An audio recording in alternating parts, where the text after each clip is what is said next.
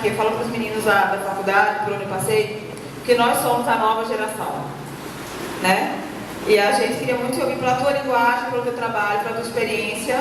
E a gente vai começar agora essa palestra do Marcelo Barreto, que tem um conteúdo maravilhoso para a gente. Quem puder, recebe tudo, né, e aplica na tua profissão, no teu futuro, porque nós temos mercado para trabalhar, mas só quem vai chegar aquela vaga que está te esperando é quem tiver o melhor conhecimento, né, e o melhor realmente conteúdo para colocar em prática.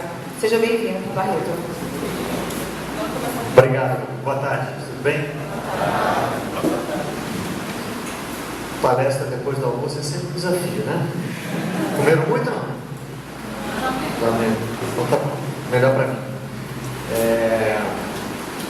Fiquei muito feliz de ter recebido esse convite. Gosto muito desse contato. Acho que todos nós aprendemos alguma coisa, né? Quando nos falamos, quando nos encontramos. Só queria um pouquinho, antes de fazer a minha apresentação, conhecer um pouquinho de vocês aqui, entender a composição desse público. Já vi que tem torcedor do Palmeiras, líder da Série A, já vi que tem torcedor do Náutico, também desapontado, mas achando que ainda vai dar. Tem um torcedor do Sport aí, é isso? Cadê? Não, estou pensando só nos uniformizados. Torcedor do Sport, do Santos e do Náutico tem que ter, né? Mas o que eu queria mesmo é saber assim, quem aqui é do jornalismo, quem aqui é estudante de jornalismo? Eita, um público grande, né? Fica com a mão levantada, por favor, que eu quero só fazer uma conta aqui. Então, quem entrou na faculdade para fazer jornalismo esportivo? Vocês? Vamos fazer o contrário para eu entender, então. Quem é jornalista esportivo fica com a mão levantada. E quem não entrou na faculdade para fazer jornalismo esportivo, pensando já no jornalismo esportivo, é impressionante, né? Na minha época não tinha muito disso não. Eu entrei na faculdade já tem um tempinho. Comecei em Juiz de Fora, me formei em Belo Horizonte e eu não pensava assim como vocês, não. Eu queria escrever. Na minha época também não pensava nem em trabalhar em televisão. Eu queria escrever, era o que eu gostava e foi muito bom fazer jornalismo. Mas nunca tinha passado pela minha cabeça que para trabalhar no jornalismo eu precisaria escolher uma área, né? Eu achava que tinha um negócio lá que era o jornalismo, né? Eu me formei no fim dos anos 80, comecei a trabalhar no começo dos anos 90, os jornais ainda eram muito fortes, né? A internet ainda era incipiente e a televisão parecia meio inacessível assim, para a gente, parecia um mercado muito importante, só que pequeno, difícil de entrar. Então, meu sonho era trabalhar em jornal. Eu acordei um pouquinho antes, em 91 fui fazer estágio no Jornal Globo, no Rio. E quando eu fui começar o estágio, me deram uma folha de papel comum, pedindo para que eu escolhesse em que área do jornal eu queria trabalhar. Foi a primeira vez que eu fui confrontado com essa escolha. Falei, ué, precisa escolher? Não sabia não. Hoje parece que os estágios são diferentes, né? Você roda pela relação toda, tem que você, né, se identifica mais com uma área. Então tinha vários nomes de editorias ali com aqueles espacinhos entre parênteses para você marcar um X. Eu não sei exatamente dizer por que eu marquei o X no esporte, não. Eu gostava muito de esporte. Eu resgatei lá em casa no Almanaque de Esportes de 1975. Era um livro grosso assim, que tinha as regras dos esportes olímpicos, dos esportes mais conhecidos, e uma coisa que ainda fazia sentido naquela época, né? Resultado da última Olimpíada, resultado do último Mundial. Hoje, se você publicar isso no livro, fica velho no dia seguinte, porque a internet já tem tudo, né? Está guardado até hoje, ainda tenho ele, tem as folhas meio amareladas, vou poder fazer uma capa diferente. Acho que veio daí, de acompanhar tudo isso, de seguir de perto, e falei, então, eu gosto do esporte não só como torcedor, eu gosto de acompanhar o esporte, acho que eu vou gostar de noticiar o esporte.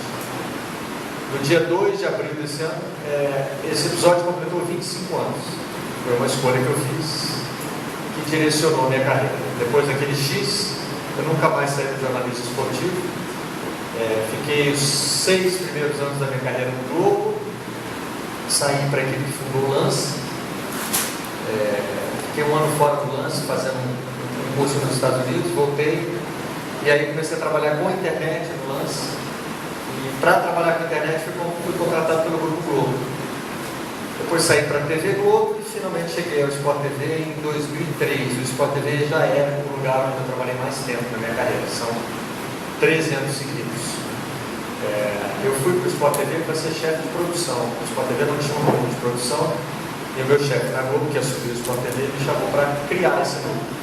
E eu já tinha trabalhado como repórter na Globo e falou: olha, vai continuando aí como repórter e vão aparecer umas coisas aí, eu quero que você teste também. Essas coisas que iam aparecer eram a nova programação do Sport TV. Esses programas que vocês conhecem hoje, o Redação, que é apresentado pelo André Rizek, o Arena, que acabou, né, e foi substituído pelo Seleção, que eu apresento hoje.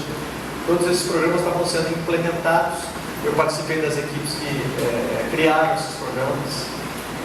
Ajudei até a escolher o nome dos programas. Era um processo bem divertido, você começar do zero, tem que botar um programa no ar. E está na área, entrei em alguns deles primeiro como comentarista, mas depois é que eu fui entender. O meu chefe queria me usar como apresentador substituto, porque os apresentadores naquela época eram os narradores. O Luiz Roberto, que era apresentava, que era Globo ainda, né, apresentava o Redação, o Kleber apresentava o Arena em São Paulo e o Luiz Carlos, que era do Sport TV, mas é narrador também, apresentava o Tá na Área. Como esses caras viajavam para fazer os jogos, eu estava sempre ali, virei substituto imediato de todos eles. E como a gente passou a transmitir cada vez mais jogos, eu passei a apresentar o programa mais do que eles. Até que eu virei titular do Redação, e aí deixei de ser chefe de produção, porque a apresentação estava me absorvendo muito. E virei apresentador, que era uma coisa que eu nunca tinha planejado, nunca tinha imaginado trabalhar em televisão. Aconteceu por acaso. Nunca tinha planejado ser apresentador de televisão, também foi uma oportunidade que apareceu. E todas essas coisas eu fui aprendendo ao longo do processo. O que eu queria convidar vocês hoje aqui para a gente fazer um passeio, vem de um curso de pós-graduação da PUC no Rio, do IAG. É aqui na Setinha? Vocês veem que eu sou um professor super experiente, super acostumado. Com esse controle aqui eu controlo o... Não, né? Ah, cheguei lá. É isso que eu quero mostrar para vocês. Aí. Nesse curso que eu fiz nos Estados Unidos, eu comprei um livro que tinha os principais textos de esporte do ano, né?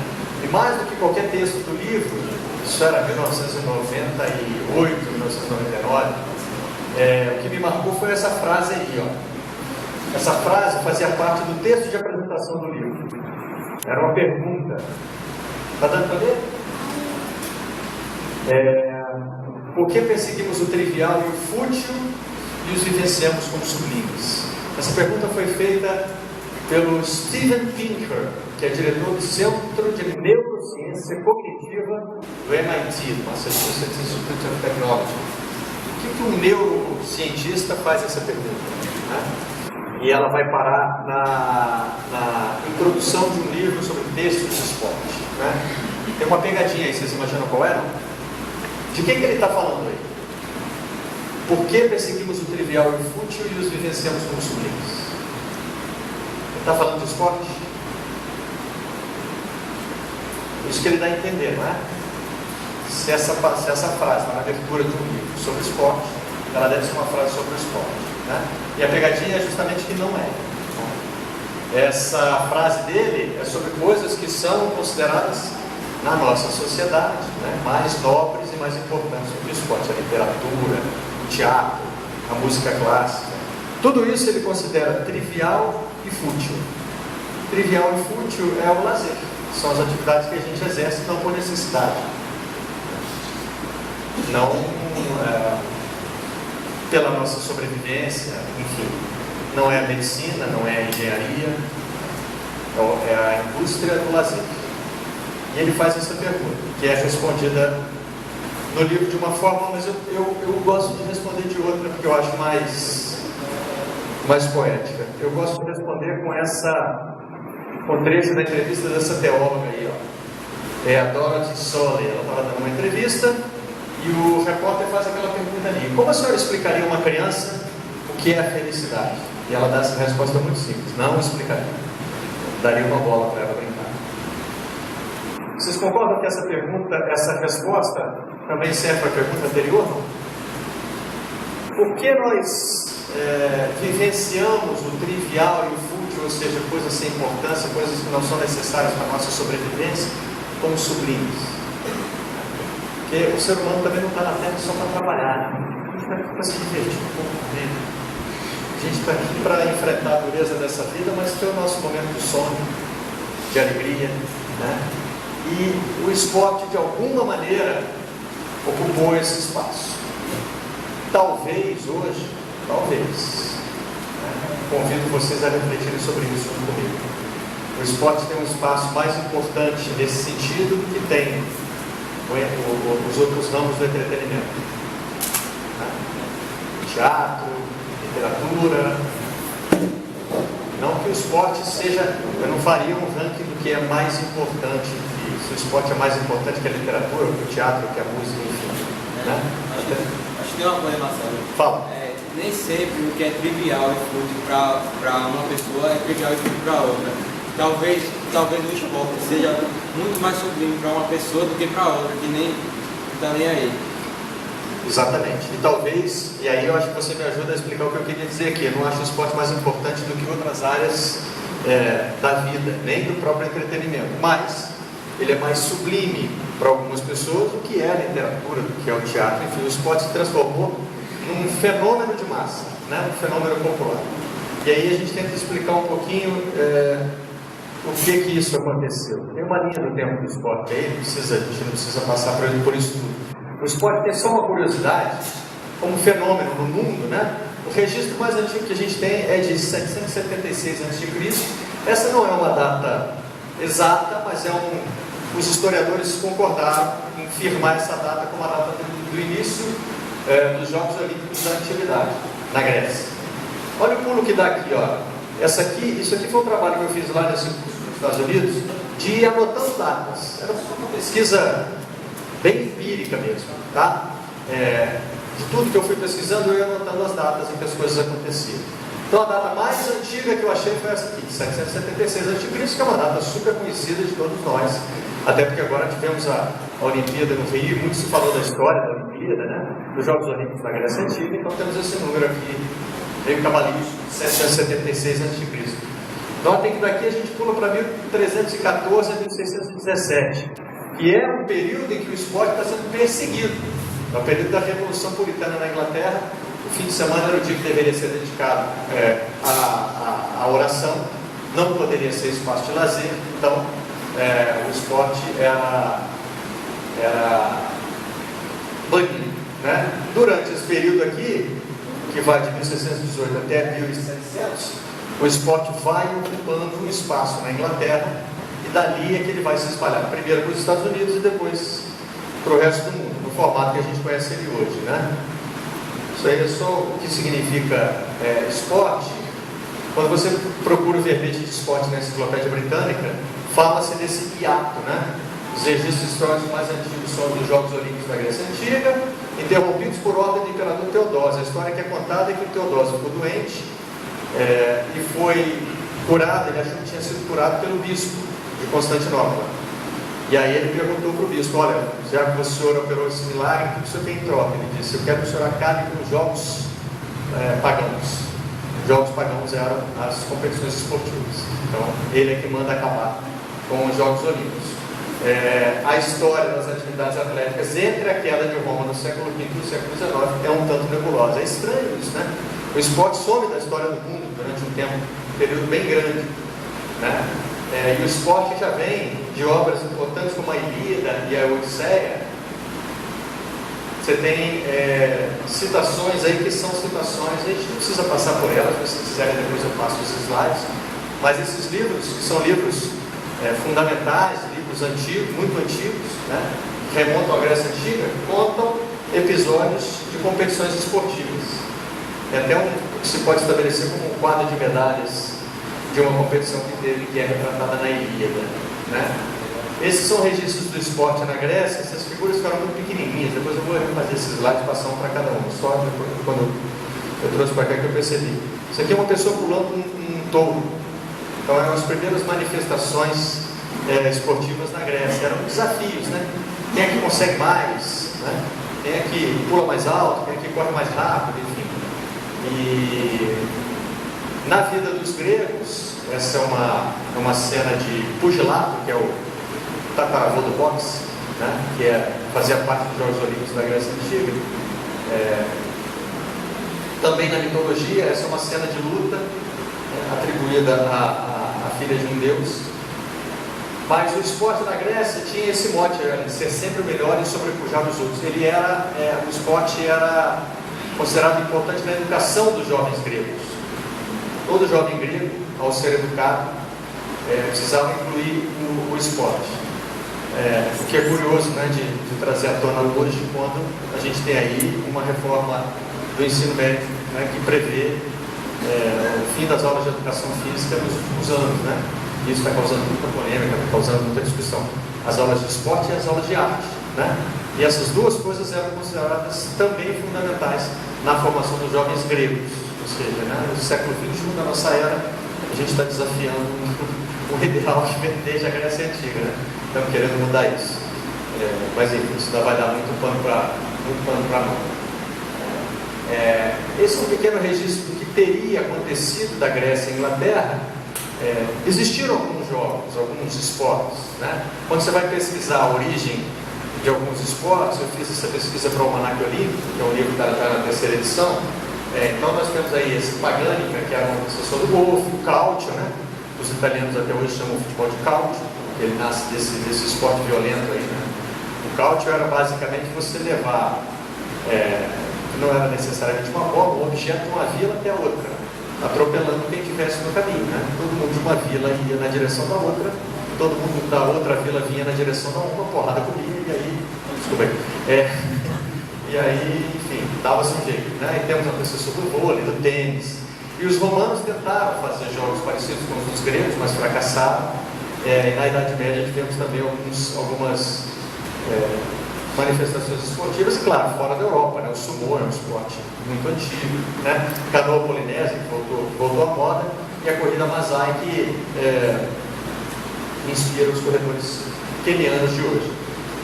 E aí é na Inglaterra, chamada aqui de mãe do esporte, né, que ele vai renascer, depois da Revolução Francesa de 1789 e também do processo de industrialização que se iniciou na Inglaterra em 1760, a chamada Revolução Industrial. Isso aqui é uma parte mais... Esse é o cara, Thomas Arnold, que é o cara que leva o esporte para as escolas inglesas e que muitos historiadores consideram como o pai do esporte. O Barão de Coubertin se inspirou muito nas ideias dele para lançar os Jogos Olímpicos. Eu não quero me deter muito sobre cada um desses pontos aqui, não. Mas enfim, isso aqui é só para mostrar como houve uma explosão no século XIX, de esportes que a gente aqui já vai reconhecer como os esportes que a gente vê por aí hoje, né? Então olha só, as regras do boxe começam a ser compiladas, o beisebol, né? Os historiadores escolheram um ano lá para ser o ano da fundação do beisebol, as competições de vela, a divisão entre o futebol e o rugby, o tênis, e esses dois que são muito curiosos, né, que são esportes feitos por encomenda. O basquete e o vôlei foram esportes encomendados a professores da Associação Cristã de Moços dos Estados Unidos. Nos dois casos, para praticar esporte no inverno, precisava de ter um lugar fechado, né? E no caso específico do vôlei, era um esporte na verdade, para pessoas mais velhas. Então, queria que sempre tivesse um contato físico. Por isso que tem a rede no meio, os caras de um lado e de outro. E o esporte tomou, evidentemente, outro formato, né? O vôlei. Ainda tem o chamado vovôlei na praia. Não sei se aqui chama assim também, no Rio tem. Tem a turma da terceira idade que joga vôlei na praia, e aí a garotada chama de vovôlei. Aquele vôlei vale tudo, né? Vale aquelas carregadas e tal, que é o pessoal da terceira idade jogando. Mas o vôlei, que a gente conhece hoje, é outra coisa. No século XIX surgem as associações, né? São criadas, a FIFA também é dessa época, né? Enfim, eu queria pular daqui, para a gente não perder muito tempo nessa coisa da história, só para fazer um registro aqui que nos interessa, já que estamos falando para um público aqui de jornalistas, né? Eu queria falar um pouco mais da transformação do esporte em... Que maravilha, hein? Fui lá para baixo e voltei.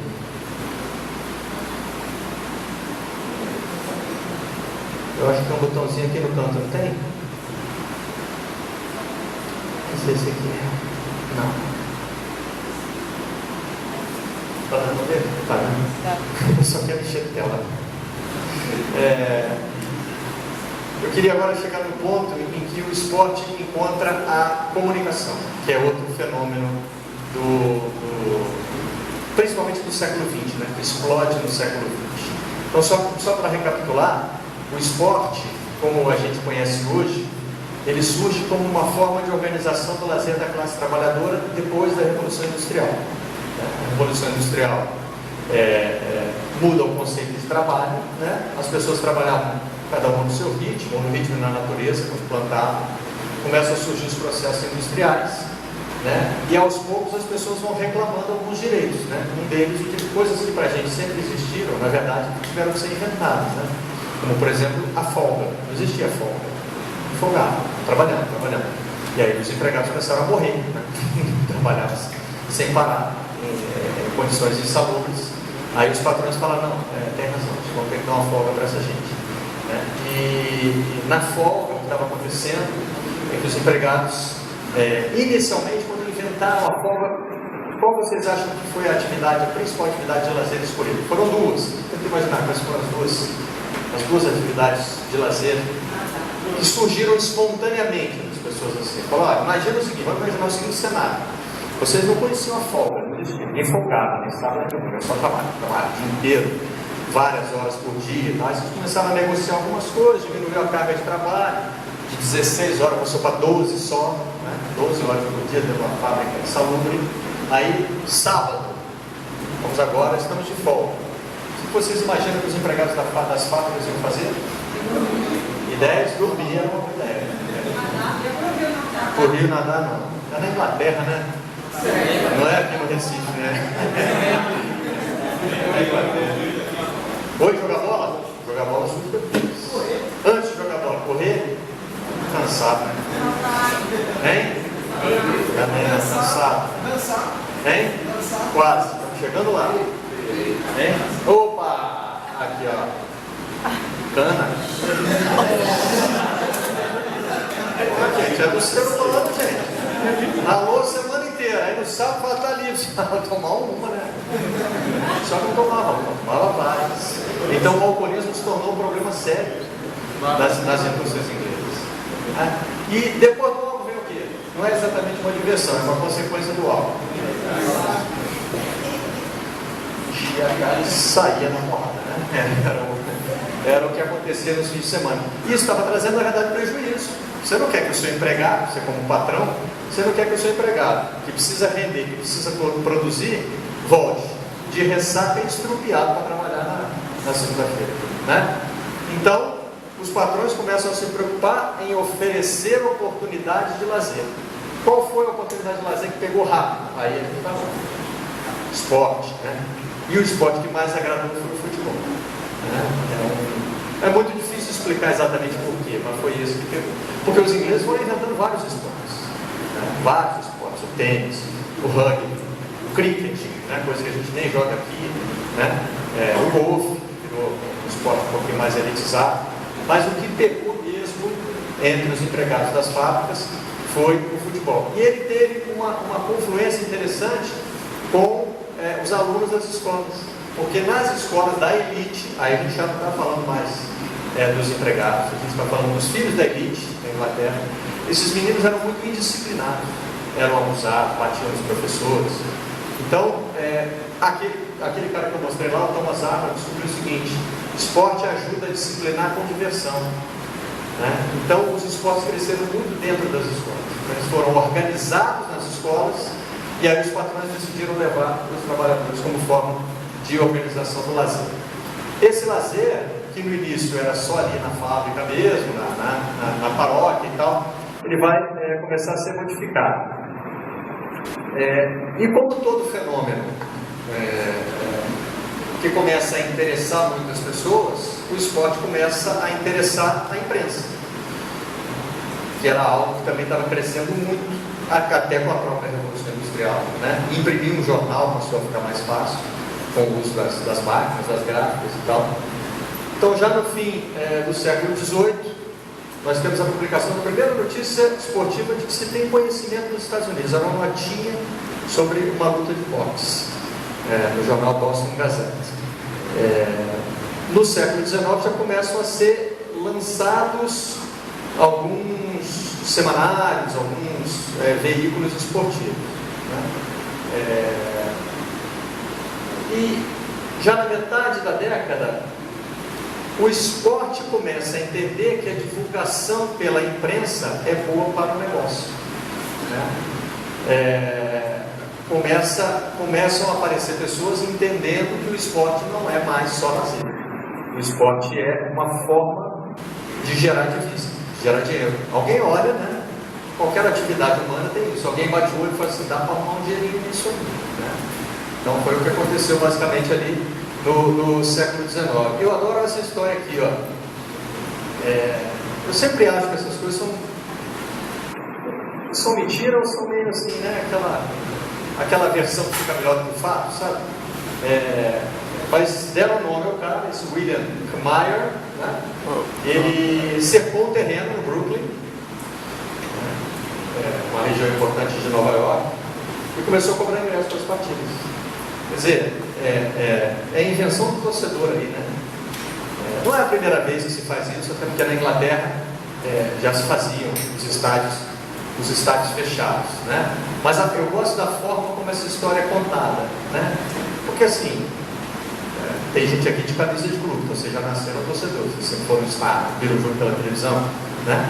Vocês nunca viveram outra realidade que não fosse a de poder assistir a um jogo de futebol ou a disputa de qualquer outro esporte, né? Mas, em um determinado momento, isso era totalmente informal. As pessoas estavam ali, praticando seus esportes, juntavam a galera em volta e ficavam vendo, né? Não tinha cerca, não tinha arquibancada, não tinha nada. Eu adoro essa forma de contar a história, porque um dia alguém teve uma sacada, né? Nosso William estava lá vendo, o pessoal gosta desse negócio, né? Vou cercar, vou comprar esse terreno, e agora para ver tem que me pagar. E aí se tornou provavelmente o primeiro milionário do esporte, né? Mas não foi, claro que não acontece assim, né? No estado. Só que é uma forma interessante de mostrar que já na segunda metade do século XIX as pessoas começaram a perceber que o esporte geraria dinheiro, né? E a gente já tem também o primeiro clube profissional de beisebol logo depois. Isso depois explode. Quando a gente chega no século XX, né, a gente tem ali vários registros de que esporte e comunicação se encontram. E um começa a se alimentar do outro, né? Na década de 20, começa o que é chamada de época de ouro do esporte nos Estados Unidos, né? Quando os esportes estão ganhando muita popularidade, se firmando como uma opção importante de entretenimento, divulgados pela mídia. Aí, outra mídia surge no processo. Até então, o esporte só existia no jornal. Qual é a mídia que vai mudar isso? A primeira, depois do jornal. É o rádio, né? Porque o rádio traz a emoção imediata. O rádio comunica o evento no momento em que ele está acontecendo, né? Então, assim, tudo que eu estou pedindo para vocês aqui é um exercício de imaginação. Volta no tempo, imagina que o esporte não era como sempre foi para vocês. Vocês já nasceram com o esporte na televisão, pela média de idade que eu estou vendo aqui, vocês já nasceram com o esporte na TV a cabo, com todos os jogos sendo transmitidos. Tem uma turma aqui que é mais da minha faixa etária, que já deve ter sofrido com o esporte que não passava na televisão, né? Você tinha que ver o jogo no VT, domingo à noite, né? Essas pessoas aí, elas começam a ouvir falar do esporte, ler no jornal, sobre lutas de boxe, sobre jogos de beisebol, sobre jogos de futebol na Inglaterra, mas só conseguem saber, no máximo, no dia seguinte, né, quando estão numa cidade grande que tem jornais. Se mora no interior, o jornal demora para chegar. É uma semana para saber se meu time ganhou. Imagina, o palmeirense está ali, meu Deus do céu, será que eu sou líder ou não sou líder? Semana que vem vai ficar sabendo. Joga amanhã, né? Ali para quarta ou quinta-feira está chegando o jornal e só toma aquele susto, meu Deus, perdeu. Sem secar, né? Estou dizendo que isso vai acontecer. O rádio não traz essa comunicação imediata, né? O sujeito começa a fazer parte do que está acontecendo num lugar que ele não tem acesso, né? Tem um jogo rolando lá longe, ele está na casa dele e tem um narrador contando para ele o que está acontecendo ali, né? É curioso que para a geração de vocês talvez isso tenha ficado ultrapassado, né? Hoje talvez, não sei como é para cada um, né? Mas eu já vejo isso em muitas pessoas jovens. Ouvir um jogo no rádio já passou a ser sinal de frustração. É quando você está realmente num lugar inacessível, você não tem outro jeito, eu vou ter que ouvir no rádio. É daquela agonia, né? Eu não estou vendo onde está a bola, né? Para a minha geração, o radinho aqui, para não perder nada, o radinho já está, né? Às vezes eu falei assim, eu ouço algum jogo importante no rádio do carro, porque eu estou em viagem, aí ouço no rádio do carro, e realmente eu vejo que eu boto a culpa nos narradores às vezes, mas eu sei que a culpa também é minha. Eu perdi o treino do rádio, né? Porque quando eu era criança, você ouvia um jogo no rádio, sabia exatamente onde a bola estava, você visualizava o Maracanã. Mesmo que talvez você tivesse ido lá, mas não, está daquele lado ali, à direita das cabines de rádio, aí você já, né, se localizava. Aí, hoje a imagem é muito forte, né? Você já nasce com a imagem. Ó, aquele ali nasceu com a imagem. VH, Premiere, PPV, fala. Mas aqui a gente tem costume, não sei como é lá no Rio, São Paulo, mas aqui a gente tem muito costume de muita gente bota no mundo da televisão e ouve a narração do rádio. Porque a narração é mais empolgada, né? É a narração do rádio. A narração do rádio no Premiere, lá e... Vocês já viram a animação do Marcelo Adnet? Já viram no YouTube? É boa, né? Ela mostra realmente essa diferença de cultura. Porque o narrador de televisão, ele também já foi criado com a imagem. Tem muito narrador de televisão que veio do rádio, então já vem com aquele pique, né? Outros foram treinados já na televisão. E está vendo o que está acontecendo, ele sabe que o cara em casa também está vendo o que está acontecendo, né?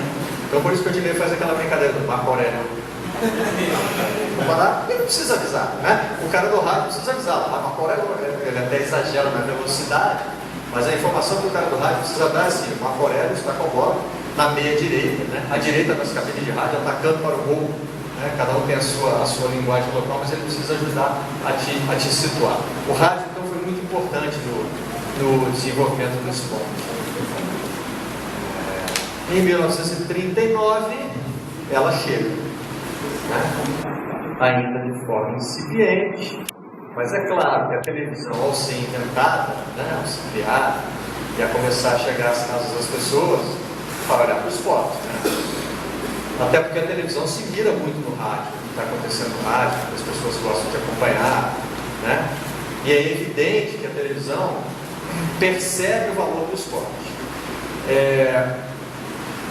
No recorte que a gente tem hoje, a gente está se falando aqui em 2016, né?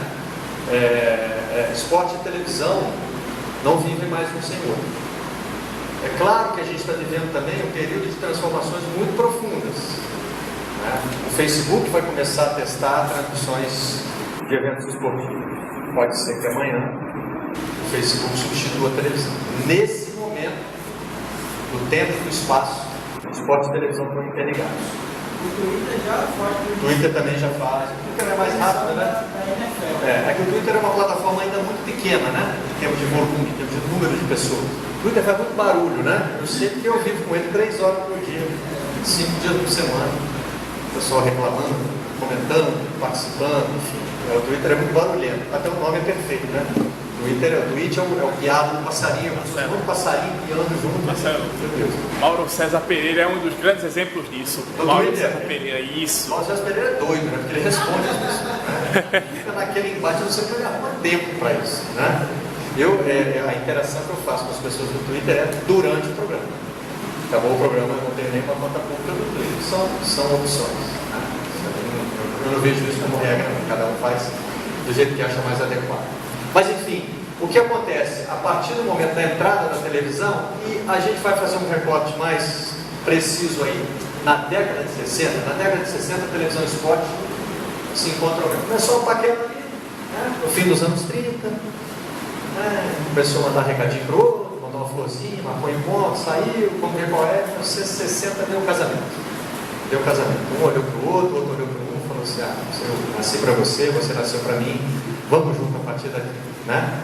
Porque a televisão consegue o que sempre se tentou, o que sempre se buscou no esporte, fazer com que as pessoas que não cabem no estádio participem, e aí você tem uma coisa quase ilimitada, né?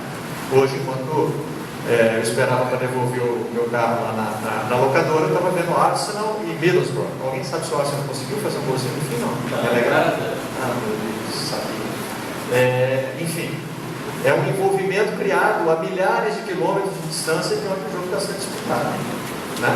Então a televisão torna o esporte praticamente ilimitado. Praticamente. Encontra alguns limites físicos, né? Territoriais, mas assim, teoricamente o esporte hoje não tem mais barreiras. Todo mundo pode participar, né? Hoje o que a gente discute, na verdade, é se o torcedor da televisão não está ocupando o espaço do torcedor presente, né? Se talvez a presença do torcedor no estádio não esteja ficando, se não menos importante, no mínimo prejudicada, né, pela amplitude da transmissão pela televisão. Mas o processo é irreversível, ele só vai acabar se for substituído por outro, né? Se, por exemplo, a internet chegar a conseguir desenvolver uma tecnologia que for mais avançada do que a da televisão, né? É só uma mídia superando a outra. Mas, oi? Não sei se é ameaça. Se você falar, se você tivesse falando comigo como dono do canal, dono do Sport TV, eu poderia ver como ameaça, porque aí é outra mídia. Depende da velocidade do desenvolvimento da tecnologia. Mas é evidente que a internet vai olhar para o esporte também. Todo novo fenômeno de massa olha para o esporte, né? Que é o outro grande fenômeno de massa, né, da nossa era, né, que se consolidou no século XX. O que tem de diferente aí na relação... Qual é o de tempo, Kalim? Só para eu organizar aqui. 15 minutos, tá? Nós vamos deixar as perguntas para depois, né? Tá. Mas se quiserem me interromper como já estão interrompendo, ótimo, perfeito, assim a gente já vai tirando as dúvidas aqui.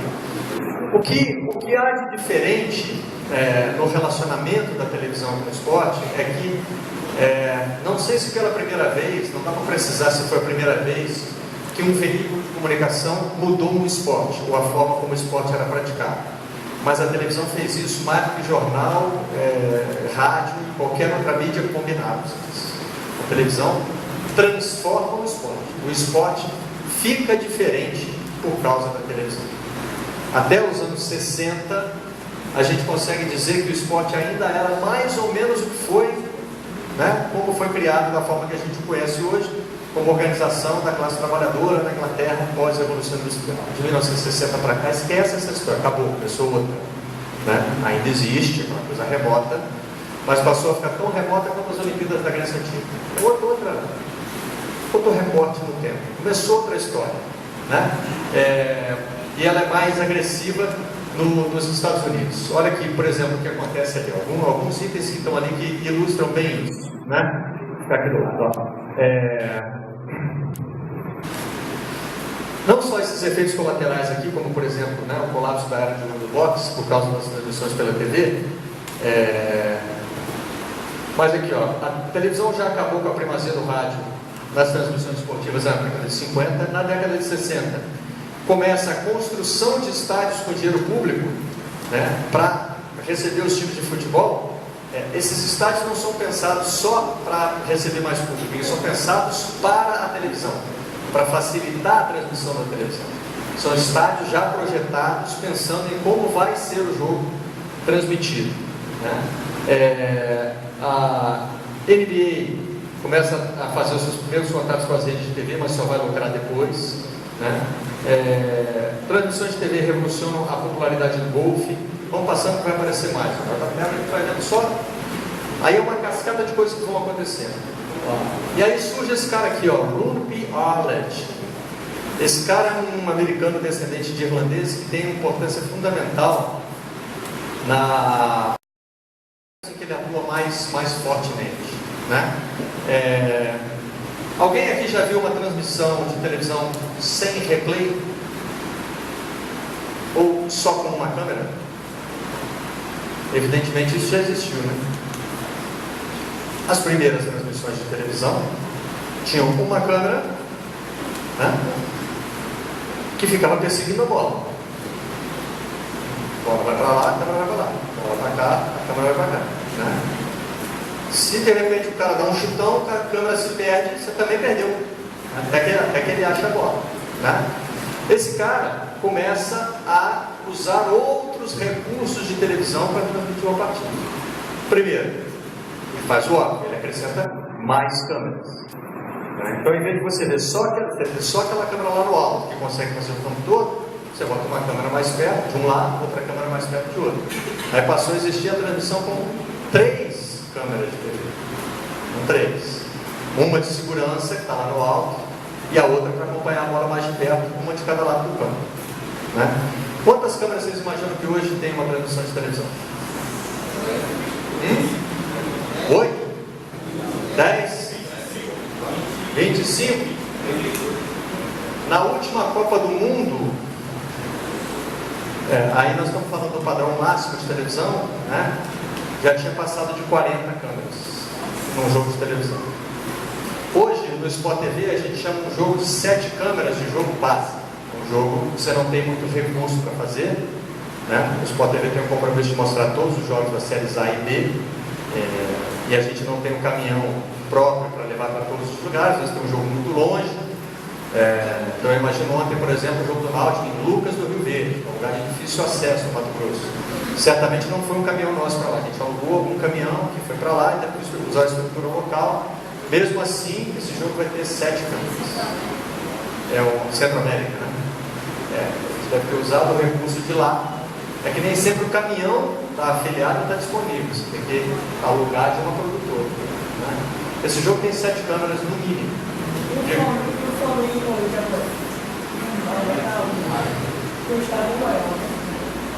Deixa eu ver. No intervalo aqui eu vou ver se chegou no meu e-mail, porque eu costumo receber um mapa de transmissão. Se tiver, eu vou te mostrar. É jogo para mais de 20 câmeras. Até porque é o Maracanã, que é o estádio de infraestrutura que a gente conhece, a gente está acostumado a operar lá. Então, e tem que ter as câmeras todas para perturbar a vida dos árbitros, né? Para fazer a linha de impedimento, né? Enfim, a televisão hoje, né? São tantas mudanças que a televisão hoje já está mudando o jeito de apitar o jogo. Ô Marcelo, eu queria tirar uma dúvida. Em uma Copa do Mundo, quando foi a primeira vez que eles utilizaram o replay? Então, olha só, o replay, vamos voltar aqui no começo da história, tá? O replay passa a ser disponível em jogos de futebol americano quando chega esse cara, em 1964. Eu até fiz uma inversão aqui no Ctrl+C, Ctrl+V, eu mudei a ordem aqui, tá? A partir dos anos 70, o replay já estava disponível. Eu acredito que a primeira Copa a usar replay tenha sido a Copa de 70 já, que tem também a primeira transmissão em cores para o mundo, né? A gente tem a Bandeirantes já mostrou, vocês lembram? Mostrou todos os jogos da Copa de 70, e aí já existia o recurso do replay e da câmera lenta, né? Que era outra coisa que ninguém tinha pensado em usar ainda. O que se passou na cabeça desse cara, desse Alec? Ele falou o seguinte: quem está em casa precisa ter mais recursos do que quem está no estádio. Porque quem está no estádio tem uma coisa que quem está em casa jamais vai ter, que é a emoção de estar presente. Porque no futebol ainda tem muito valor, né? Ainda tem muito valor você ter estado lá, né? Eu fui ao jogo, eu vi aquilo acontecer, né? Você fala de um jogo importante hoje, a pessoa diz, não, né? É a primeira reação. Quem estava no estádio vai se identificar. Não, eu fui, né? Alguém aqui viu 7-1 para casa? Não?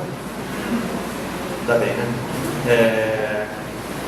Mas quando você menciona esse jogo, por exemplo, essa reação é praticamente imediata. Alguém aparece e diz, eu estava no Mineiro. E começa a contar o que aconteceu em volta. A televisão não tem isso. Então a televisão precisaria acrescentar o que não existe no estádio, né? O que não tem no estádio? No estádio, saiu para fazer xixi ou comprar pipoca, perdeu o gol, né? Saiu o gol não vai voltar para você. Já era. Então, hoje pode subir um pouquinho, porque você vai lá no celular, no Globoesporte.com, né? Uns 5 minutinhos depois você vê o que aconteceu. Né? Hoje, na verdade, até alguém pode ver no celular se foi impedimento ou não foi, avisar para o banco poder reclamar com bandeirinha. Então, chegando até esse nível de se foi pênalti, se não foi, enfim, todas essas coisas aí estão acontecendo, estão tumultuando a vida dos árbitros. Né? Mas esse cara tem outro impacto também. Ele inventa o direito bilionário de transmissão. O que acontecia até então? Todas as grandes ligas americanas tinham um acordo que era resultado do acordo original. Um dia, uma TV americana procurou a NBA. Só a gente quer transmitir os jogos de vocês. A NBA falou, bom, legal, como é que é esse negócio aí? Não, eu te dou um dinheiro, você deixa eu transmitir seu jogo. Né? Tá. Quanto é? Né? Um negócio que não existe tem sempre esse primeiro momento meio constrangedor, né?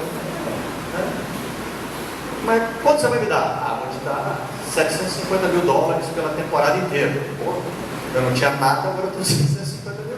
Eu evolui muito, né? Onde que eu assino? Então, beleza. Fizeram esses primeiros contratos e foram renovando. Uma questão de parceria, de amizade, não estou com você desde o início. Então, vamos melhorar um pouquinho, porque está fazendo sucesso. É a lógica de qualquer contrato que a gente assina na vida, né, gente? É a lógica, por exemplo, do jogador de futebol que faz seu primeiro contrato, né? Nas categorias de base, está querendo jogar no time de cima, fazendo 10 merreque mel 4, você jogando, agora, onde que eu assino? Aí você entra, faz um gol, fala, professor, né? Golzinho aí, vamos dar aquela valorizada lá e tal, né? E vai tentando melhorar. Era assim, era essa coisa meio incipiente. O Arlett assumiu o departamento de esporte da ABC, que era a quarta entre 4 emissoras de TV aberta, em termos de voto. Ele era uma lanterna. E ele não tinha nada assinado. Não tinha nenhum contrato assinado, praticamente. Ele falou assim, como que eu vou assinar um contrato? Como é que eu vou quebrar essa teia? Tentou conversar, não resolveu. Ele falou, só tem uma forma. Eu vou comprar os direitos de uma coisa que ainda não está sendo transmitida. Procurou, pensou, falou assim, Olimpíada.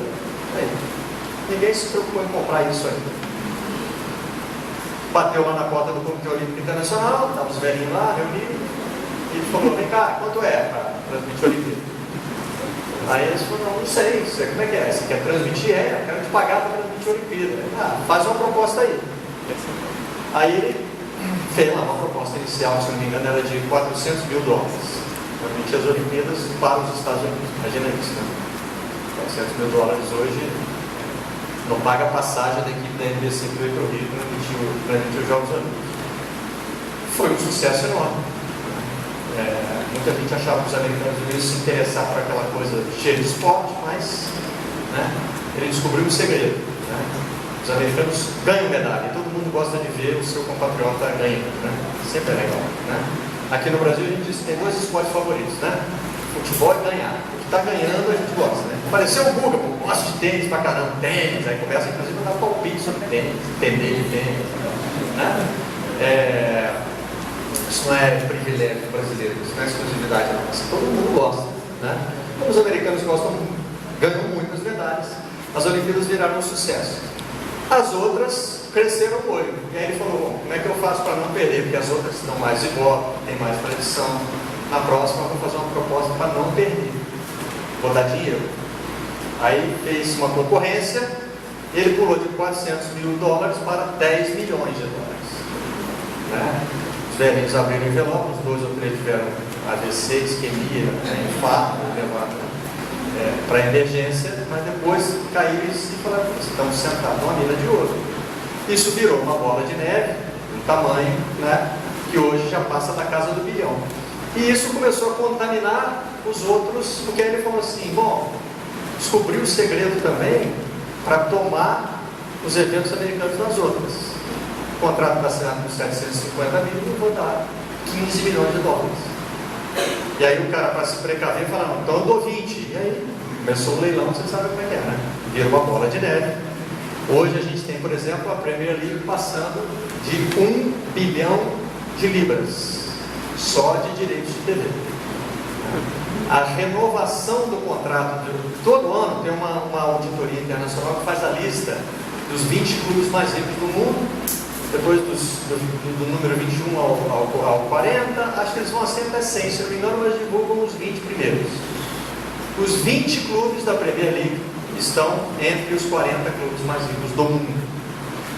Eles não são os 20 mais ricos, porque tem Real Madrid, tem Barcelona, tem o Bayern de Munique, mas até a posição número 40 estão todos os times da primeira divisão do futebol inglês. Foi a transformação que começou com essa... e outra coisa, que começou a acontecer em vários esportes, mas o futebol ainda reluta, Vocês notam aqui o que está anotado em 1963, O beisebol começa a mudar suas regras para atender às exigências da TV. Todos os grandes esportes americanos mudaram a regra para que o jogo ficasse mais interessante para a TV. Todos eles. O beisebol fez, o futebol americano, se não me engano, está aí, Vê se está na próxima página. O futebol americano supera o beisebol. Olha lá, as contrapropostas da NBC e da CBS, o Arlet. Olha lá, 78. É aprovado já o 4º e maior pacote de mudanças de regras do futebol americano. Em 78, o futebol americano, um esporte que tem a mesma origem do futebol, mas é um esporte mais novo. Não, nasceu junto com o futebol. O futebol se separa do rugby, o rugby chega aos Estados Unidos. O futebol americano se separa dele. Em 1978 já era o 4º pacote de regras. Vamos mudar, mas fica melhor na televisão aí. Precisa cortar um tempinho aqui, eu ajeito, não tem problema. Vários esportes estão fazendo isso ainda hoje. A gente tenta fazer o vôlei, por exemplo, tornar o esporte mais interessante. O vôlei ainda tem o problema da duração, mas vai se adaptando. Outros são mais. O tênis, por exemplo, não se incomoda. O tênis não vai mudar a essência. Porque o tênis é um esporte medido pela pontuação e não pelo tempo, Isso é sempre um desafio para a televisão, O Sport TV já passou o tênis para o Sport TV 2 e agora passou para o Sport TV 3, para não ter problema com a programação, não precisar começar um jogo num cara e passar para o outro. Então, no Sport TV 3 hoje, a prioridade são os torneios de tênis. E também, se você começa, por exemplo, a interromper jogo, você cria a fidelidade de quem gosta de tênis, começa a ver com você. E aí de repente você começa a fazer coisas que desagradam esse cara, você está perdendo ele. Então a gente agora tem a prioridade do tênis no tênis. Essa é a última anotação que eu tenho. Eu parei ali em 85, de lá para cá o que eu costumo fazer é contar outra história. Mas enfim, o que eu queria aqui para começar o nosso papo era voltar lá no começo, para que a gente entendesse como é que o futebol virou isso que é hoje, Porque a gente já nasce achando que o futebol sempre existiu, que o Fla-Flu começou 40 minutos antes do nada, como dizia o Nelson Rodrigues, Sempre foi desse jeito, já era assim, mas não, tem uma história, Ela foi construída, E ela pode dar outro passo daqui para frente. Pode dar passos que a gente até nem imagina, O esporte, de repente, pode perder importância, pode não ser mais esse evento que é. Eu hoje, por exemplo, noto uma coisa nas novíssimas gerações. Tinha um pequenininho aqui, cadê ele? Saiu? Meu filho tem 8 anos. Meu filho é apaixonado por esporte. Depois da Olimpíada, ele passa o dia dele me fazendo perguntas sobre os Olímpicos. Quem foi o atleta que ganhou, quem chegou em qual lugar e tal, não sei o quê. Porque na verdade ele sabe a resposta que ele olhou na internet, ele quer me testar para saber se eu sei. Então fala aí, quem é que ele fica o dia inteiro na cena, Ele foi picado pela mosquinha do esporte. Mas o meu filho nunca assistiu um jogo inteiro de futebol do meu lado. Então, filho, senta aqui para ver um jogo comigo. Não aguenta. Porque o esporte não é fragmentado. O esporte, no caso, é o futebol, ele não para. E o esporte é passivo, você não pode fazer nada. O que você pode fazer para interferir no que está acontecendo ali? Se o seu time vai ganhar ou se vai perder, está fora do seu controle. E essa é uma geração que já nasceu com um game na mão. Então ela começa quando quer, para quando quer, no teu horário. O jogo vai começar, como assim? O jogo vai começar agora? O jogo é meu, começa ele a hora que eu quero, né? E criou-se, a cultura dos games criou essa, não sei se é uma ilusão, mas criou uma sensação de poder de influenciar o que está acontecendo, né? Eu consigo mudar o jogo. Futebol, basquete, vôlei, o que seja, eu não consigo mudar, o resultado independe de mim. Posso até acreditar que se eu estiver no estádio e gritar bastante, eu vou ter alguma influência no resultado, né? Se eu xingar o juiz, sei lá, eu dou meu jeito. Mas assistindo pela televisão, com a intermediação da tela, você é passivo, isso não tem jeito. Você não vai interferir no resultado. Eu tenho uma curiosidade de saber o que vai acontecer com a nova geração. Se a nova geração vai aceitar o esporte como todas as gerações até agora aceitaram, né? Embora muitos daqui sejam da mesma geração do meu filho, mas tem uma diferença de idade, né? que é relevante. Né? Eu li há algum tempo que tem um clube que ele é financiado coletivamente. Ele é gerido como se fosse um jogo de videogame, votação pela internet para decidir qual jogador vai ser contratado, decidir qual jogador vai entrar no jogo, tudo assim. Mas na hora não aperta o botão, né? O cara chutar. O cara chuta por conta própria, né? É o máximo da ilusão de controle que você pode criar, é essa, né? Estou aqui votando, vai entrar, vai sair, porque eu decidi. Mas na hora do jogo vai faltar esse controle.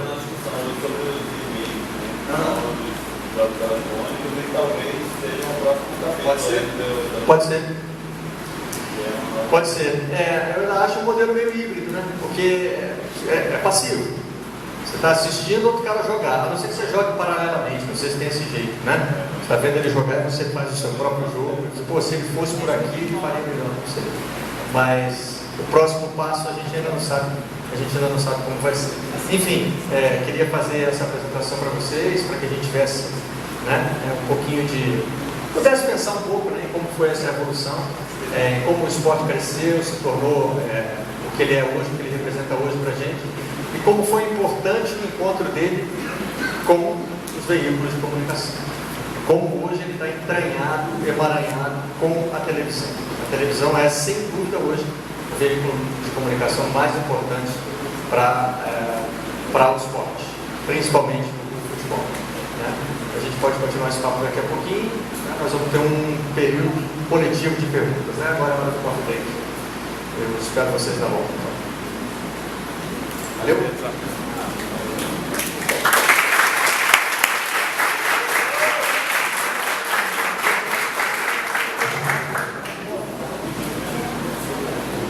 Pessoal, a gente tem um coffee break aí rapidinho enquanto o Gilberto chega, Gilberto Rato. E a gente vai fazer o seguinte, quando acabar o Gilberto, vamos sentar o Gilberto e o Marcelo. A gente vai explorar ele mais vezes. Combinado? Agora, mas eu queria chamar aqui o Léo Lemos, comunicação do Náutico. Pode vir aqui, por favor? O Náutico é organizado agora.